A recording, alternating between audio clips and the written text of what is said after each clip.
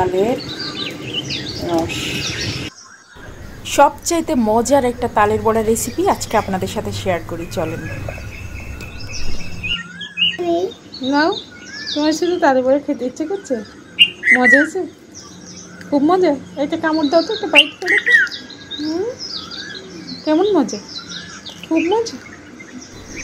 3 cup পরিমাণ পোলাও চালের গুঁড়া নিয়েছি আর 1.5 কাপ পরিমাণ নিয়েছি সেদ্ধ চালের গুঁড়া। তার সাথে দিয়েছি হালকা একটু লবণ আর দিয়েছি হাফ চা চামচ বেকিং পাউডার। সব কিছু একসাথে মিশিয়ে নিব। আর তারপরে এর মধ্যে চিনি, তালের রস, আদার্স আর যা যা দিব সব কিছু দিয়ে দেবো।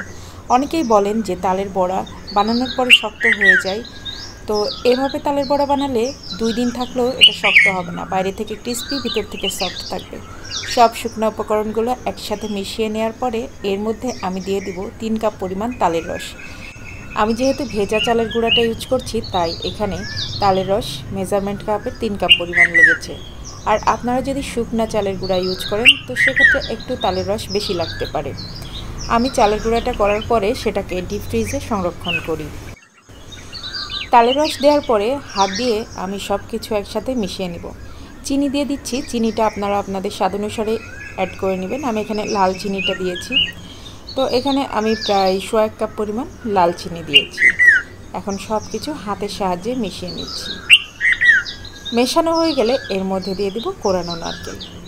যেহেতু তালের বড়া বানাচ্ছি, একটু নারকেল কোরা না দিলে কি হবে, আমি এখানে মেজারমেন্ট কাপের 1 কাপ পরিমাণ নারকেল কোড়া দিয়ে দিব। ফ্রেশ নারকেল কোড়া যেটা, সেটা দিয়ে দিচ্ছি। আর ব্যাটারের কনসিস্টেন্সি দেখে বুঝতেই পারছেন যে ব্যাটারটা কতটুকু ঘনত্বের হয়েছে। এখন নারকেল কোড়াটা দেওয়ার পরে আবারও হাত দিয়ে খুব ভালো করে মাখিয়ে নিচ্ছি। অনেকে এই কাজটা হ্যান্ড হুইস্ক দিয়ে করে, বাট আমার কাছে হাত দিয়ে করতেই মনে হয় যে বেশি ভালো লাগে। এখন এর মধ্যে দিয়ে দিব 3 টেবিল চামচ গুঁড়া দুধ। গুঁড়া দুধটা কিন্তু অবশ্যই দিবেন, এটা কিন্তু কোনোভাবে স্কিপ করবেন না। এই গুঁড়া দুধটা দেওয়ার কারণে পিঠাটার ভিতরে অনেক বেশি সফট থাকবে। এই পিঠাটা 2-3 দিন থাকলেও বাইরে ক্রিস্পি থাকবে এবং ভিতরে নরম এবং সফট থাকবে।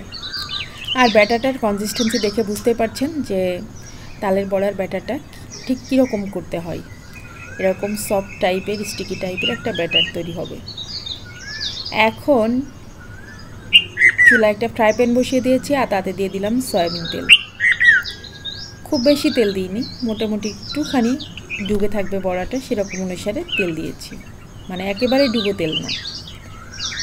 এখন চুলার তাপমাত্রা মিডিয়াম টু লো থাকবে, হাইয়ের দিকে চুলাটা থাকবে না। বেশি হাই দিলে চুলাটা তাপ বেশি থাকবে, আর তখন যেটা হবে বড়াগুলো বাইরে থেকে পুড়ে যাবে আর ভেতর থেকে কাঁচা থাকবে। তাই মিডিয়াম টু লো হিটে বড়াগুলোকে ভেজে নিতে হবে। প্রথম ব্যাচের তুলনায় দ্বিতীয় তৃতীয় ব্যাচগুলো আরও বেশি ভালো হয়। যে কোনো পিঠার ক্ষেত্রেই দেখবেন প্রথম ব্যাচের তুলনায় দ্বিতীয় ব্যাচ, তৃতীয় ব্যাচ আরও বেশি ভালো হয়।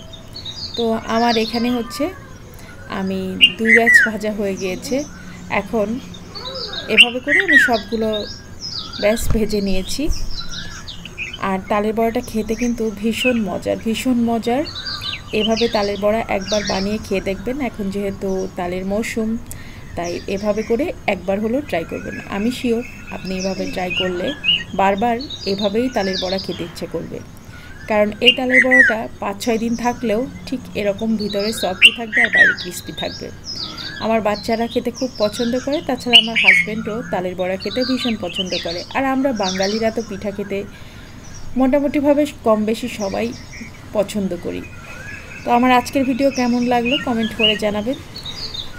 ভিডিও ভালো লাগলে সুন্দর সুন্দর কমেন্ট করবেন। আপনাদের সুন্দর সুন্দর কমেন্ট করলে আমার নতুন নতুন ভিডিও তৈরি করার আগ্রহ অনেক অনেক বেড়ে যায়। তো আজকের মতো ভিডিওটা শেষ করছি। সবাই ভালো থাকবেন, সুস্থ থাকবেন, নিরাপদে থাকবেন। আমার বাচ্চাদের জন্য সবাই দোয়া করবেন, আমার পরিবারের জন্য সবাই দোয়া করবেন। আর ভিডিও শেষ পর্যন্ত দেখবেন আমার বাচ্চারা কত মজা করে খাচ্ছে, সেটা দেখে অবশ্যই কমেন্ট করবেন। তো আজকের মতো আল্লাহ হাফিজ। আল্লাহ হাফিজ।